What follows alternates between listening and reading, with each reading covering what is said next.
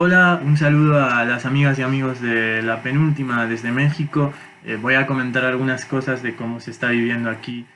la epidemia de COVID-19. En primer lugar, creo que hay que destacar que las medidas de distanciamiento social y de reducción de la movilidad se han tomado de forma planificada, escalonada y, muy importante, voluntaria para los individuos. ¿Qué quiere decir esto? Que hay ciertas empresas obligadas a cerrar, centros comerciales, por ejemplo, ciertas actividades, mejor dicho,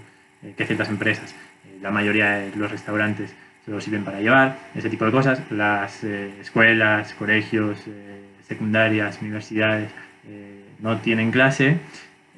pero no hay ninguna medida coercitiva que te impida moverte, digamos, libremente si tienes que hacer algo o si quieres salir a hacer deporte, cualquier cosa. Esto creo que en el contexto latinoamericano y en general, donde el confinamiento coercitivo está sirviendo para reforzar ciertas tendencias autoritarias, es algo que hay que poner en valor. La situación de salud pública a día de hoy todavía no es demasiado preocupante. Hay 400 muertos contabilizados por COVID, pero sí preocupa la capacidad del sistema sanitario en el caso de que esto escale en los próximos días o semanas. Respecto a eso, lo que se ha hecho es que el presidente López Obrador ha anunciado hace unos días que llegó a un acuerdo con el sector de la salud privada para que ponga un 50% de las camas a disposición para casos no necesariamente de COVID,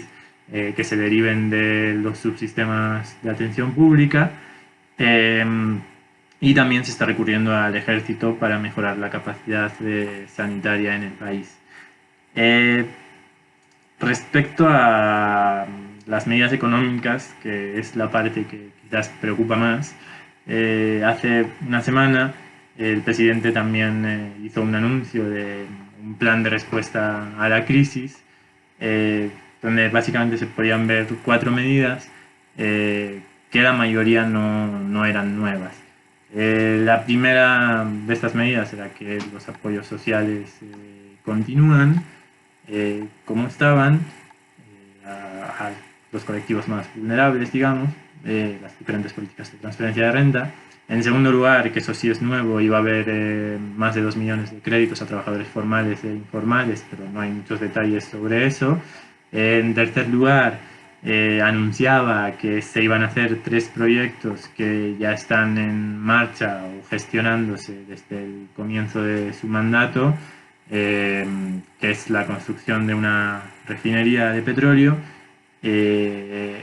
la construcción del Tren Maya, que es un tren turístico por la península del Yucatán, que ha sido eh, muy criticado por los movimientos indígenas, al menos aquellos que están en la órbita del DZLN, pues por, digamos, ser un proyecto que le vuelve a apostar al turismo de manera poco sostenible con el ambiente y de manera poco participada con las comunidades que van a estar afectadas. Y finalmente la ampliación del aeropuerto de México con la construcción de un segundo aeropuerto cerca de la ciudad, en lo que ahora es la base militar de Santa Lucía. Eh, y por último, también se anunció una profundización en las políticas de austeridad presupuestaria que incluyen, por ejemplo, eh, no pagar el aguinaldo, es decir, la decimotercera paga, a los funcionarios del Estado. Por último, respecto a las reivindicaciones de los movimientos sociales,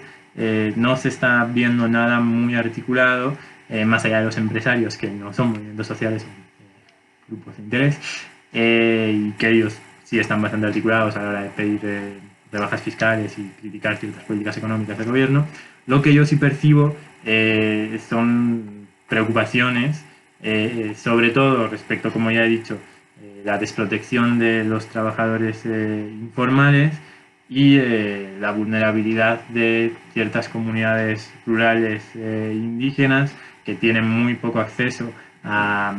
atención sanitaria e incluso a agua corriente, y que ahí sí hay una gran preocupación por el momento en que la enfermedad llegue a estos lugares. Creo que lo positivo es